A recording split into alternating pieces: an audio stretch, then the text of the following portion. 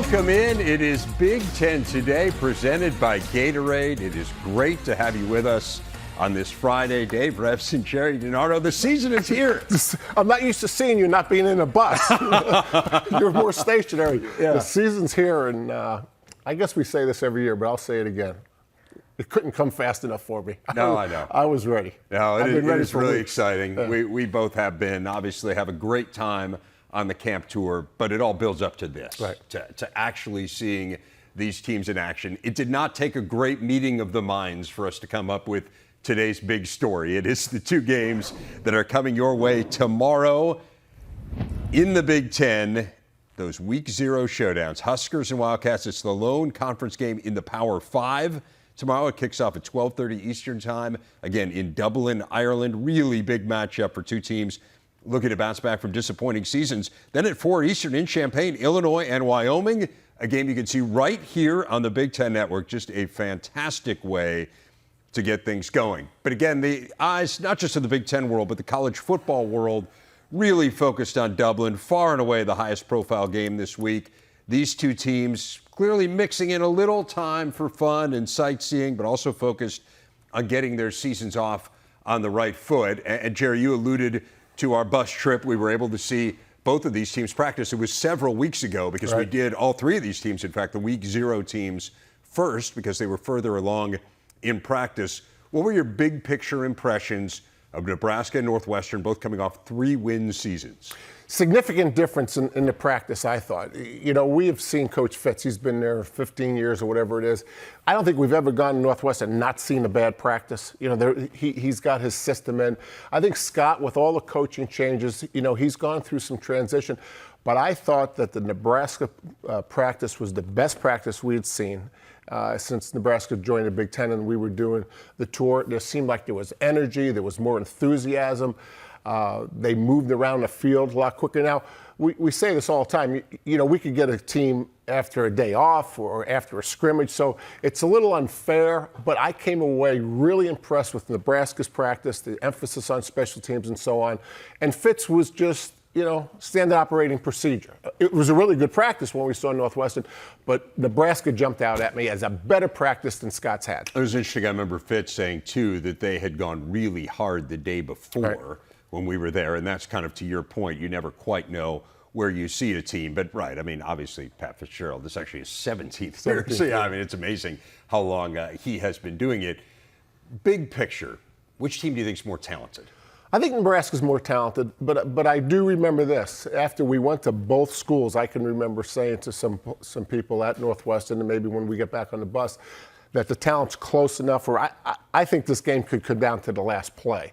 It's not just about talent. I mean, there's still a close game mentality that Nebraska has to get over. Fitz has won and lost close games. Scott has lost most close games. So that balances off the talent. The problem's on the special teams for Nebraska. Until you play in a game, you don't know if you've really fixed your special teams. So I give Nebraska the edge in talent, but I give Northwestern the edge, and they've been through all kinds of different wars, and they've won some and lost some. Nebraska's lost most of those close games, and they've struggled in special teams. And until Nebraska has success in special teams, and until they win a close game, how much talent they have, it might be how much talent they have up here and the mind game. No, I mean, the numbers are staggering. We know one-score games under Scott Frost. Nebraska's 5-20. So he's lost 29 games there. 20 of them have been one-score games. Northwestern didn't play many close games last year, frankly. I mean, it was an aberrational season for them. They're usually a team that's in a ton of them, but they've won 7 of their last 11 one-score games. So kind of to your point there, Northwestern knows that if it gets down to the kind of the nitty-gritty there, they're a team that historically has pulled those games out. And this series, the history of this series, last year aside, which was an absolute blowout, Nebraska won it 56-7. Aside from that, you can't find a series with more close games in college football in the last 11 years than this one. Right, and when you're in Nebraska and all you've heard as a team member about the close games and the special teams, you can't get past that until you get past it in a game. And so I would expect Nebraska will be a little tight. I think they'll feel like they're really prepared for the game. But again, until they make a play in special teams, until they win a close one, It's not behind them. I want to dive a little deeper into each one of these teams. You said Nebraska's the more talented team. What's Northwestern's biggest strength? What do the Wildcats do best, in your opinion? I think the run game coming out of camp. I mean, their offensive line, Peter Skoronski is probably the best player on the field at his position. I mean, he's one of the best offensive tackles, has been for the last couple of years in the country. Their run game is solid. When you look at the offensive line in all of Big Ten, there's very few that really separate themselves. Maybe Michigan this year separates itself, but most offensive lines are all about the same or close to being the same in the Big Ten. And Northwestern has one of those lines with a great player at left tackle, and they've got depth at running back. So I think, Fitz is probably going to slow the game down a little bit. Remember, he's playing a spread team. He's playing against an offense that Mark Whipple and Scott Frost are integrating two offenses. So their defensive coaches don't even know what they're defending. So Fitz wants to slow it down, and that plays to his strength, which is the run game. Right. Let's focus in a little bit on Whipple and Frost. And give me a sense of the balancing act there. I mean, Scott Frost came into Nebraska thought of as an offensive genius, right? I mean, he was the offensive coordinator of an Oregon team that made it to the national championship game. He had the incredible turnaround at UCF from winless to undefeated, and that was based on turning around the offense in large part. And yet, they certainly haven't been bad offense. I mean, they were second in the Big Ten in total offense last year. The issue is they were sixth in scoring offense. But what's the balancing act with Frost integrating Whipple, who is a veteran coach? We're probably not going to know until midseason. I mean, you remember when Scott was at Oregon, we interviewed him when we did one of the bowl games, right? He was Mark Whipple back then. I mean, he was the offensive genius. Just because you know offense doesn't necessarily mean that you can teach it, that you can implement it, that the players can learn it. I don't think we're going to know the balance. Supposedly what they're saying is that Scott's going to do the run game and Mark Whipple's going to do the pass game, and they're going to try to integrate that. They're both on the sidelines, which to me, if those are the two leading play callers, who's upstairs? I mean, you really need someone really good upstairs. So to answer your question, I think we've got to wait 3 or 4 or 5 weeks to see how it is going to be integrated. Again, Northwestern's problem is, what are they defending? Are they going back to Whipple's tape at Pittsburgh? Are they going to break down the pass at Pittsburgh and to run it at Nebraska and try to put it together? So there's some issues there. It scares me that both offensive experts in that staff are both downstairs.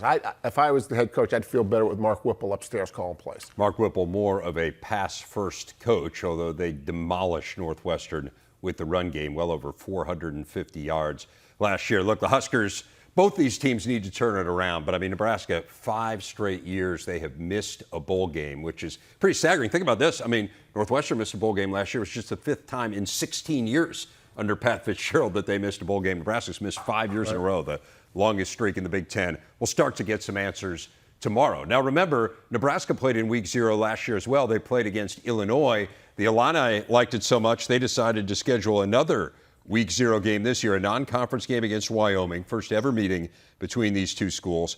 Cowboys have lost 8 in a row against the Big Ten coming in, 1-20 all time. The lone win was against Wisconsin in the 80s. News out of Champaign yesterday, Syracuse transfer Tommy DeVito has been named the starting quarterback. We have Bret Bielema coming on in a bit, so we'll be able to dive in a little bit with him, but I know you came away really impressed from Illinois camp. Yeah, I'd say this.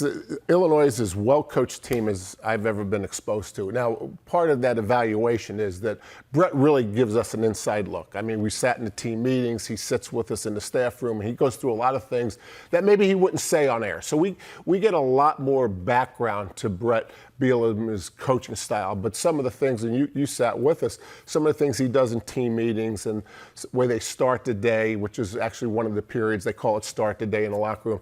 So I don't know anything about Wyoming. Now, we could have stopped at Wyoming during the bus tour to get used to the trip to UCLA and USC, but we let that chance get away from us.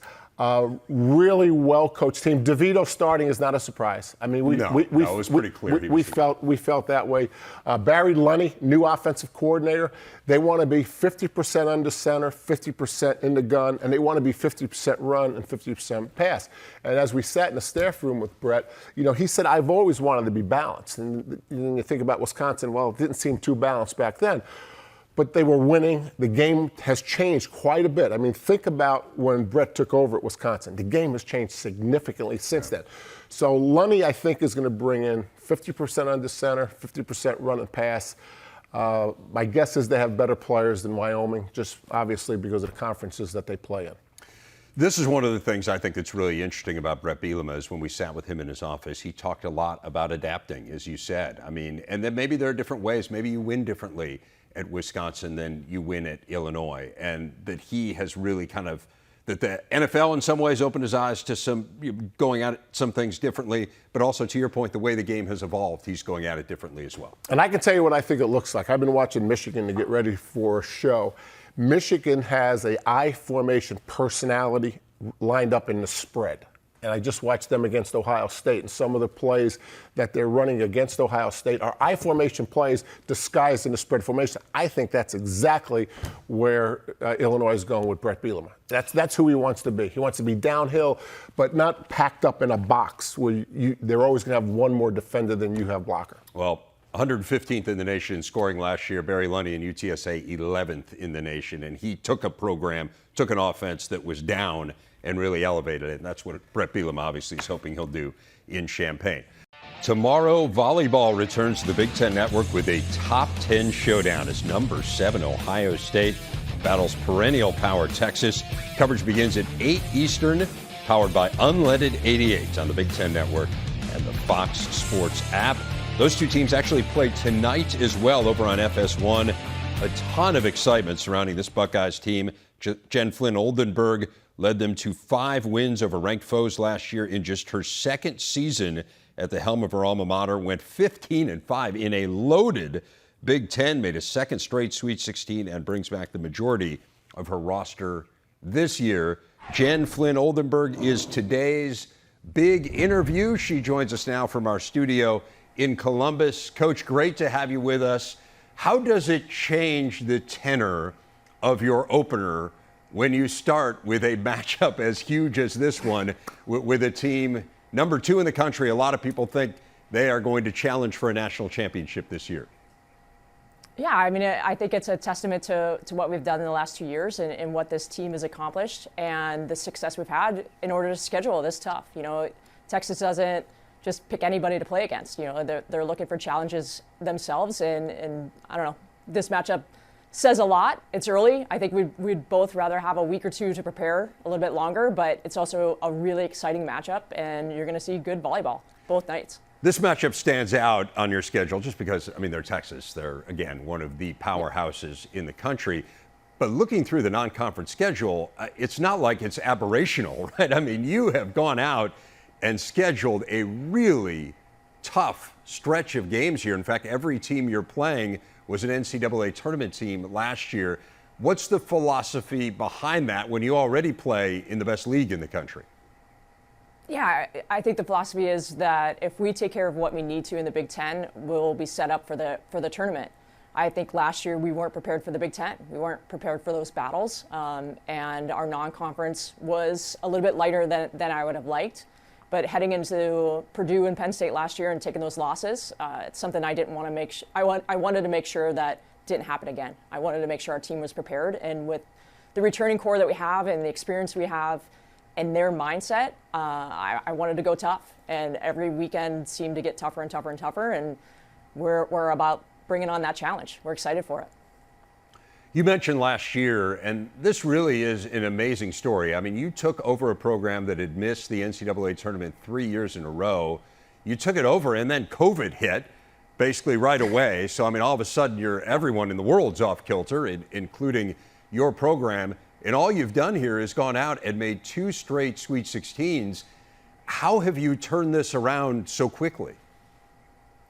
I think in a lot of ways, what a better time to take over. You know, we weren't setting routines. You know, I'm new, but everything's going to be new in a COVID year. There was no protocol for it, and we're learning day by day.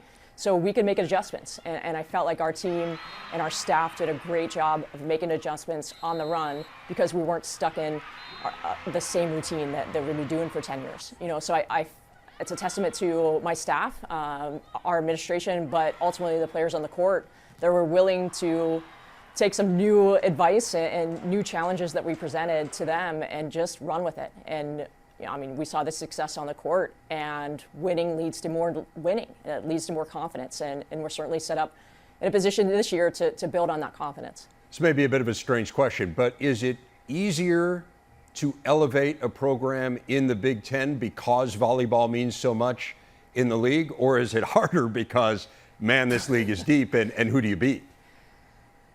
I would say that it's much harder. I think that I was very fortunate to walk into a situation that we had the talent in the gym. We had the competitors in the gym. When you look at our gym, it is fantastic. It's one of the best volleyball venues in the country. And so I don't know that everybody walks into that situation taking over a Big Ten team. I did. So I'm very lucky with that, but I'm also very passionate about this program because it was mine. Playing back here in the 90s, I came to Ohio State as an athlete because we were making Final Fours, and I wanted to be a part of that success. And now as a head coach, I want to get back there, and I want to do more. Yeah, that part of it is really interesting to me, that first of all, it's your first head coaching job, and then it's your alma mater, a place that you care so deeply about. So what does it mean to you kind of at your core, not just to have started this program in a direction where it seems like you're going to return to powerhouse status, but to be doing it in Columbus? It's surreal. It's a dream come true in a lot of ways, and there's times where I feel like I'm pinching myself at my office desk going, wow, this is mine. And then there's other times where I'm like, more, we want more. That's my competitive spirit just coming out that we can do it here. We have the support, we have the resources, we have the talent, we have the recruiting, we have those advantages. So now it's time to put them all into action. I think it's fascinating that you had never been a head coach. I mean, you were part of some great Illinois teams as an assistant coach. They really had things rolling, and of course, to a certain extent, still do in Champaign. Right. And then you went into the club volleyball world, where kind of a lot of recruiting is going on, and you're developing players that way. But what's been the biggest adjustment for you to being the person in charge, to being the head coach for a first time? I think the biggest adjustment is, you have the final say, and I was not exactly used to that. As an assistant, you go to the head coach's office and you knock on the door like, hey, this, and this, what are we doing today? And now people are coming to my door and they're knocking all the time. So it's just a matter of the role reversal and giving up some of the jobs and duties that I'm so used to doing. But I think the club situation and world really helped me with that, and how to manage people and how to manage a larger organization. We had 36 teams in that club. So I think that experience, along with the volleyball knowledge and how to run a program knowledge that I gained at Illinois, put me in a position to have success in this job. If you would have asked me at Illinois, do you want to be a head coach? Absolutely not. When I was in club, I didn't think I was coming back to the college world, but when this opportunity presented itself, it was a no-brainer, and I pursued it. Well, it's a rare opportunity in a number of ways. I mean, coaching at your alma mater is a big part of it. But, let's just be honest here. There aren't that many women coaching at the elite level in women's college volleyball. We're still at a point, amazingly, where no woman has ever coached an NCAA championship team. Do you feel added pressure as a woman in this position?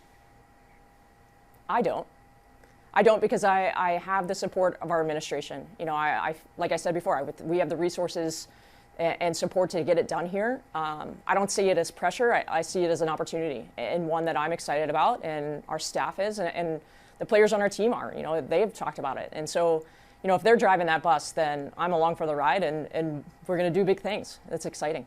When you say they've talked about it, in what ways does that come up? Mac Pedraza said it at media days, Big Ten media days, that we want her to be the first. And I don't know, when the athletes start saying it, then it becomes more real. It's not my dream. I didn't get back into it, I'm going to be the first, but man, it would be cool to be. But when our athletes are aware of that, and that's one of the pieces of their mission, I think it's kind of cool. Let's talk about your athletes and dig into this roster a bit. I mentioned off the top, the majority of your team is back. Give us a sense of kind of how they've coalesced here in the preseason. This is just like our schedule's tough. This is the toughest preseason they've been through, with the experience, like you mentioned, and their mindset coming into it.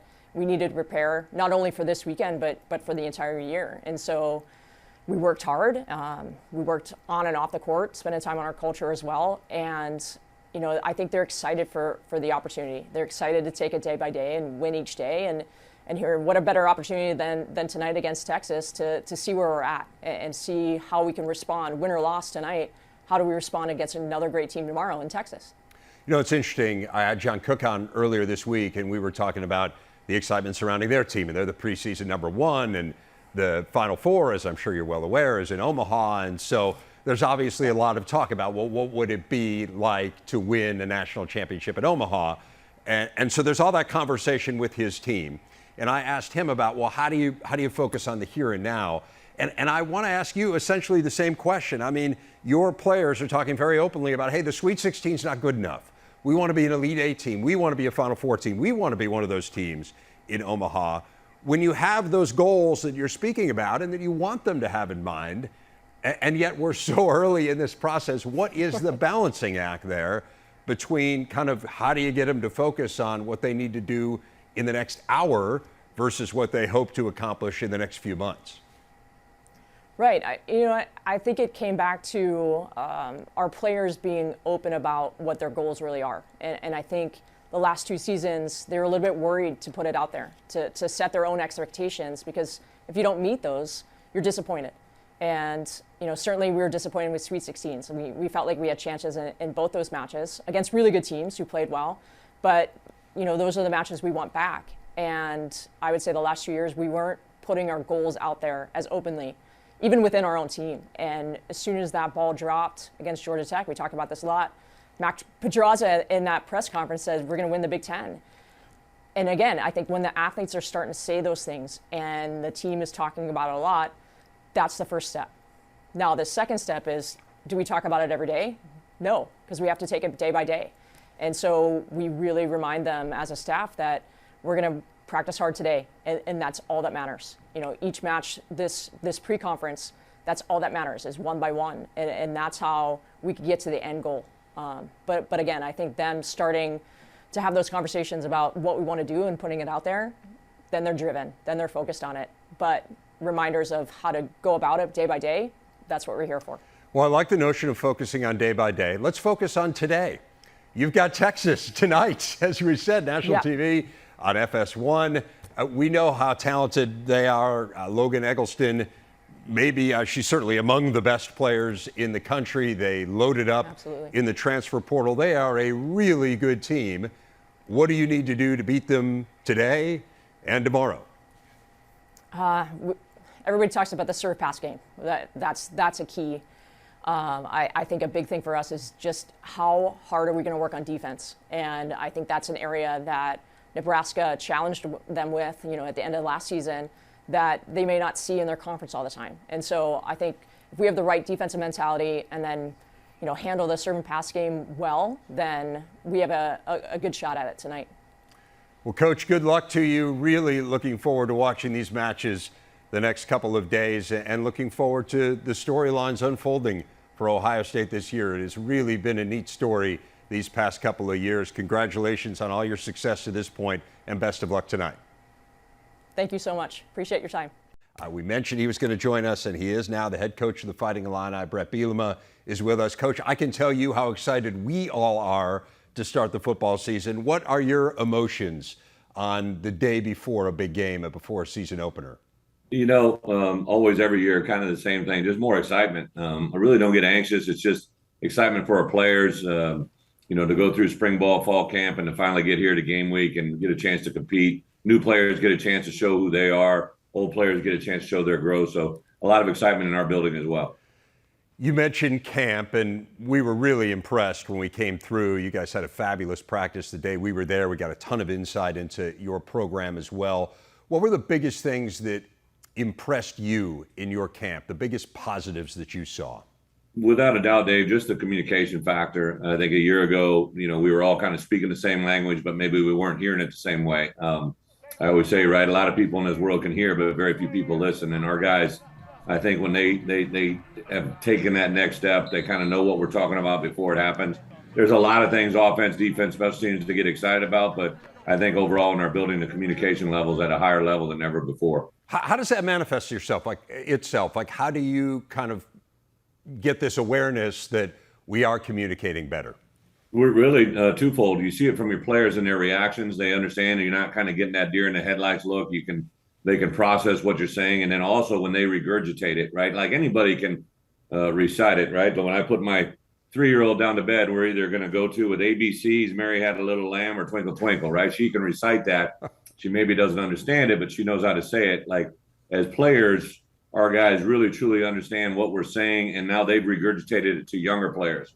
Older players teaching the younger players what a word means, how a call is said, and the benefits of that. So I think there's an awareness factor that's pretty good. You made a pretty big announcement yesterday that Tommy DeVito would be your starting quarterback. He was really good the day we were at camp. It seemed somewhat evident that he had separated himself a little bit there in that race. What stood out to you about DeVito that made it clear to you that he should be your starting quarterback? I would say overall, Art, basically last spring, even though he was our starting quarterback a year ago, Art was withheld from spring practice. So Tommy had that entire spring with our new OC, Coach Lunny, and the growth that he had from spring to fall. Now, Art came in, who had played a lot of football both at Rutgers and here. It's his first semester or his first camp with Coach Lunny. So I think that the jump that Tommy made was probably the deciding factor, but both of them are playing as good a football as I've ever seen them play. I think Tommy has really begun to understand offensively what we're asking guys to do. Got a very accurate arm, has a good concept of offense, defense, what we're trying to do offensively, but also what the defense is trying to do to us. And then Art really is throwing the ball as good as I've ever seen him throw it, with more zip on the ball, more accuracy. So really got a good situation with both guys. We were talking a little bit, Coach DiNardo and I were off the top of the show about Barry Lunney and what the expectations are for this offense. It's an area where you really need to improve. What can we expect stylistically from him?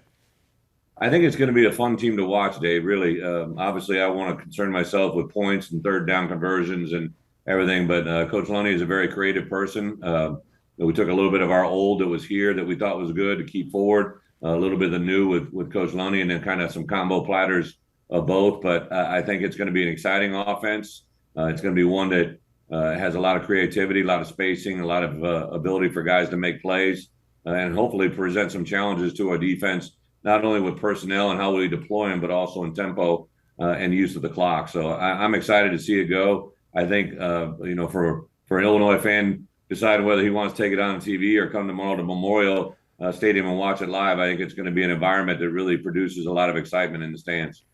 We encourage them to watch it on TV. Maybe they can split it evenly somehow, Coach, right? But no, I know there's a lot of excitement on campus as well to get it going tomorrow against the Cowboys.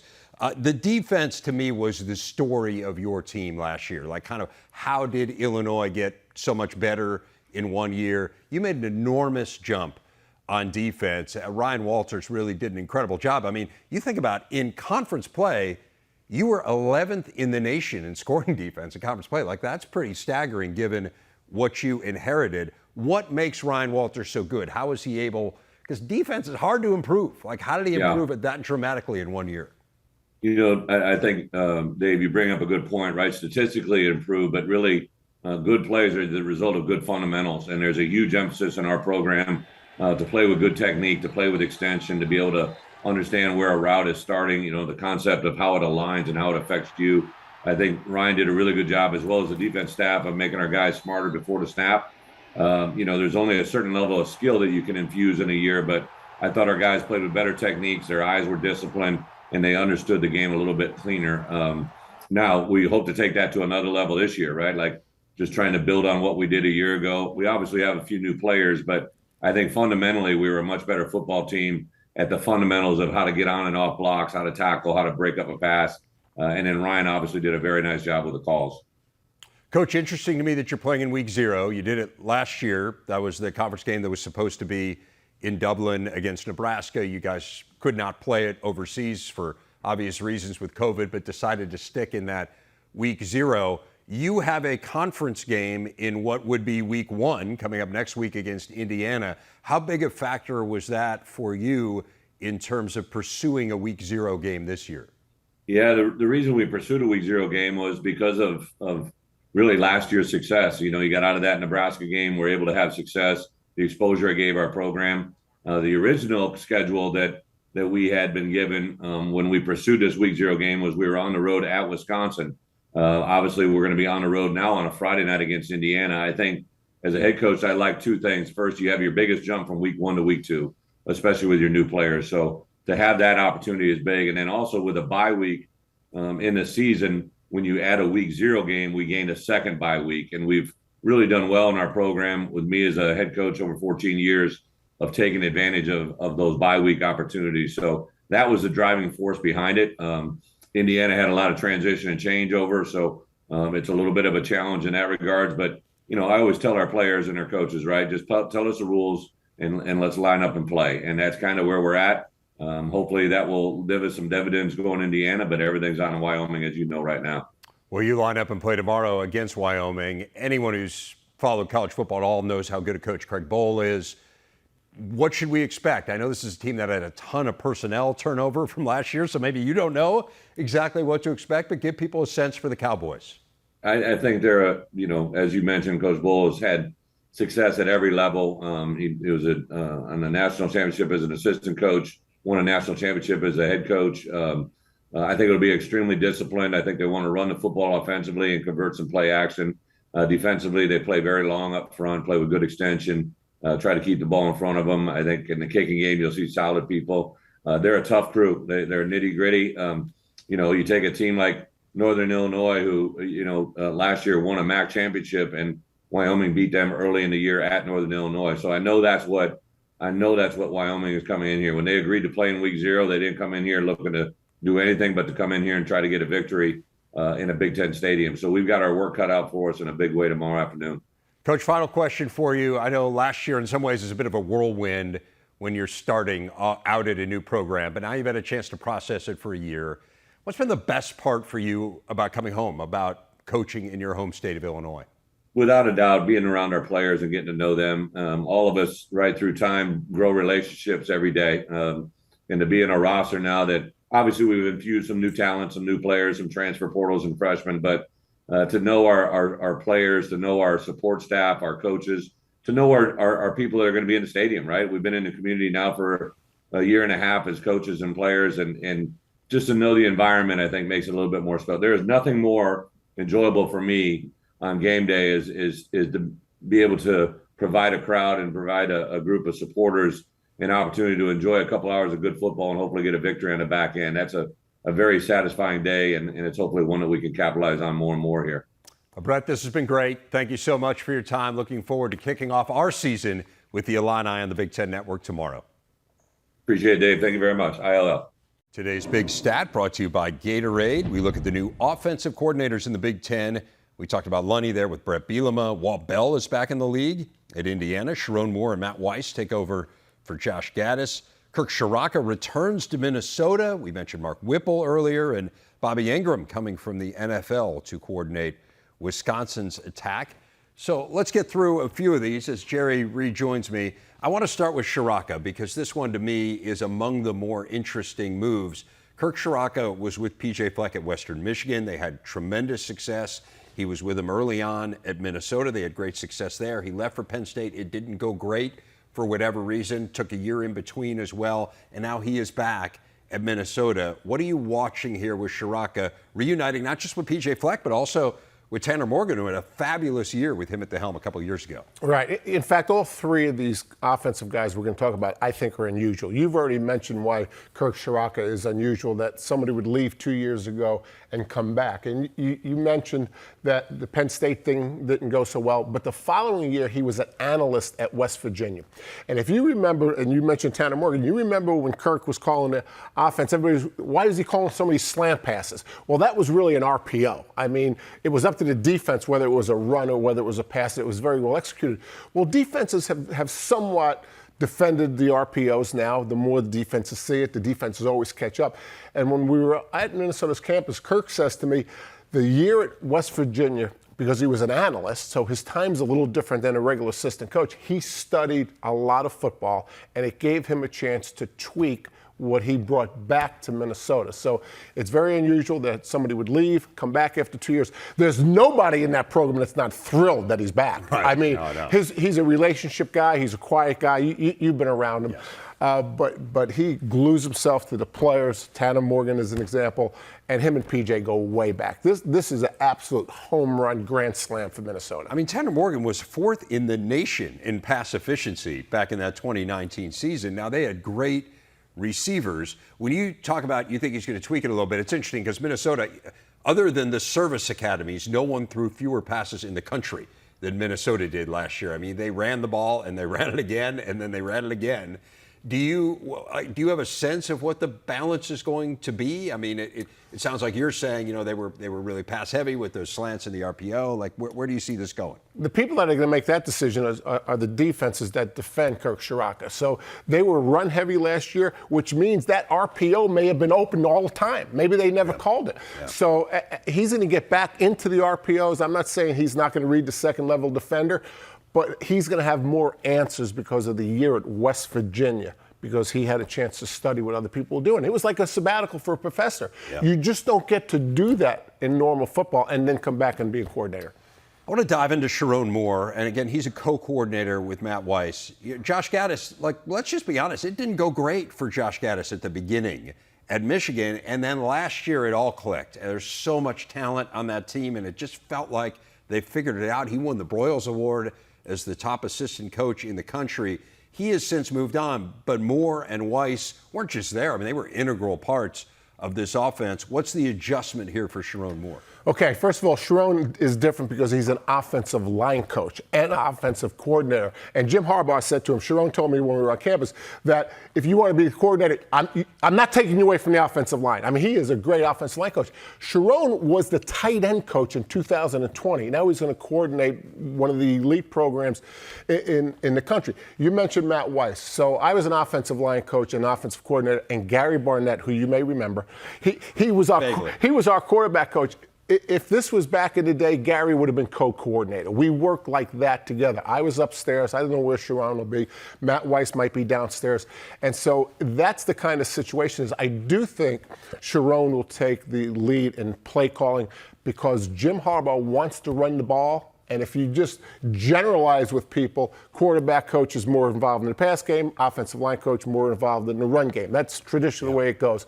So I think Sharon is more in tune with the way Jim wants to be portrayed offensively. The beauty of it is the way they married it last year. I mean, 39 rushing touchdowns. Only the service academies had more than them, but they also had the second most plays at 50 yards or longer in the Big Ten. I mean, or in the country, I should say, also in the Big Ten.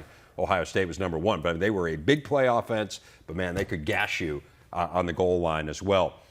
Finally, really interested in your thoughts on Bobby Ingram.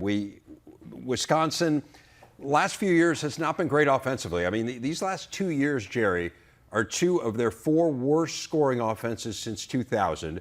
Bobby Ingram comes in. He was a tight ends coach in the NFL. What's this adjustment like for him with a guy, Paul Chryst, who, of course, has coordinated some fabulous offenses at Wisconsin as his head coach? And Wisconsin can't live with what they've been doing the last 2 years. I mean, as you mentioned, the stats. Bobby is unusual in that he's taking over for a head coach who's called plays. He's taken over for a head coach who 2 years ago coached the quarterbacks and called the plays.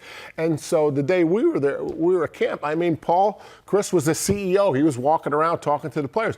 So Bobby's unusual in that he's taking over for a play caller that's been calling plays his entire career, or most of his career. He played at Penn State in the 90s, obviously. I think he was the first Biletnikoff winner. He was fabulous. It was a fabulous, unbelievable play. And he's got NFL background. He's coaching the quarterbacks. He's going to call the play for Wisconsin.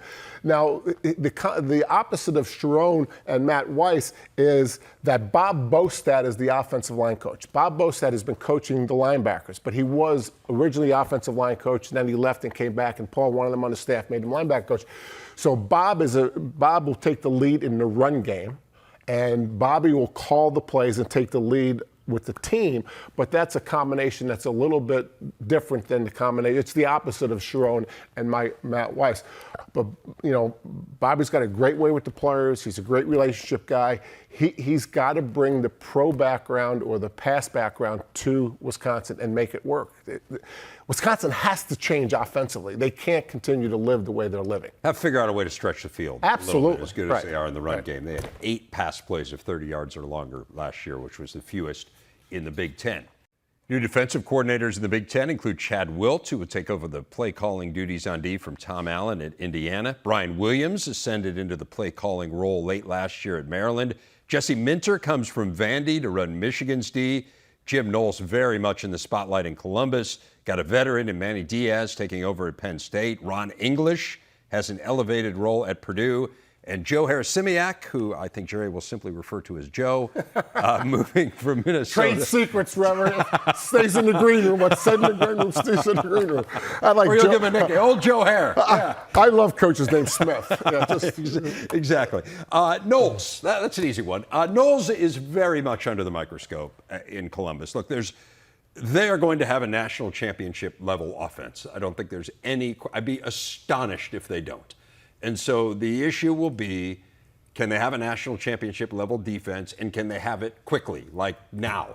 What's the challenge for Jim Knowles? Right. I'm going to say this before we go to the three of them. All three of these are unusual. Here's what's unusual about Jim Knowles. He's used to being with a wide open offense at Oklahoma State. I mean, that's what they do at Oklahoma State. What he's not used to is the best players in the country on his defense. And so his challenge is marrying his defense with the Ohio State defense, but willing to change his defense to fit the offense. You just mentioned national championship offense. There's no doubt.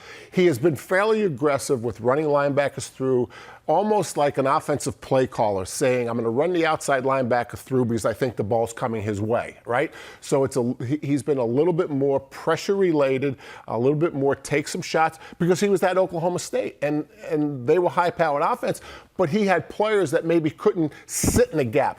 I've been watching Ohio State defense. One of their problems last year is they weren't really gap disciplined. Maybe they were doing too much. So his challenge is the pressure, national championship now, but more so, does what I do on defense marry the offense? And so that's going to take a little time to get done. Yeah, well, time is not on his side. Obviously, the first game, Tommy Rees, the offensive coordinator for Notre Dame, against Jim Knowles was the same way they ended the season in the bowl game, Oklahoma State against Notre Dame. The same two coordinators going against one another. He's got his work cut out for him. I mean, among the 5 worst scoring defenses in school history were the last 2 years. So they need to get better. They need to get better right away. And yeah, he gets a system he's familiar with. Brad Lambert moved on at Purdue. That defense was dramatically better a year ago, but they really had this interesting, almost like a college of coaches there, right? They had several guys who had a role as co-defensive coordinators. Ron English was one of them, a former head coach as well. He was a defensive coordinator at Michigan. What's his challenge? You know, when the network started, we went to see Lloyd Carr in Michigan, and Ron was his defensive coordinator. This is a veteran guy. He's been the head coach at Eastern Michigan. I think what's going to change, they've gone from 3 coordinators to 2 coordinators. Ron's going to call the signals. I think Brad Lambert called them last time. I was really impressed with him on our visit. Yeah, no doubt. Really impressed. They got the story of that team last year was their defense. No doubt. And Jeff Brom has said as much. What about Brian Williams at Maryland? He was the play caller those last 2 games last year. And those were, other than at the very beginning of the year, those were their 2 best performances, certainly down the stretch in the back half of the year. Right. He took over with 2 games left. They won both games. The thing that's a little unusual about Brian is he's the defensive line coach. That's very unusual. I asked him about it when we were on campus.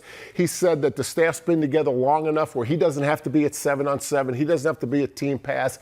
He's fired up. I was really impressed with him, the way he coached the team and the defense when we were on camp. He's going to stabilize that defense. He's been with Locks a long time. Locks hired him because he knows what he needs to do defensively. Think about the Maryland program. You can recruit. You have offensive players. You got to get your defense better. Brian Williams. Yeah, no, 100%. I mean, they were last in the Big Ten in scoring defense in conference play last year. They got a lot of weapons. I mean, that offense, right? It's going to be humming. Right. Yeah. They got to stop somebody on defense. We're going to be humming, too. I mean, how about this? It just hurt my hand. Yeah, getting set for our 16th year. No. Covering, Come on. I did the math. Yeah, no, I got the abacus out. Nobody's been married 16 years. I don't know about the marriage part. The whole thing. We'll see you tomorrow. Whatever this thing is, yeah.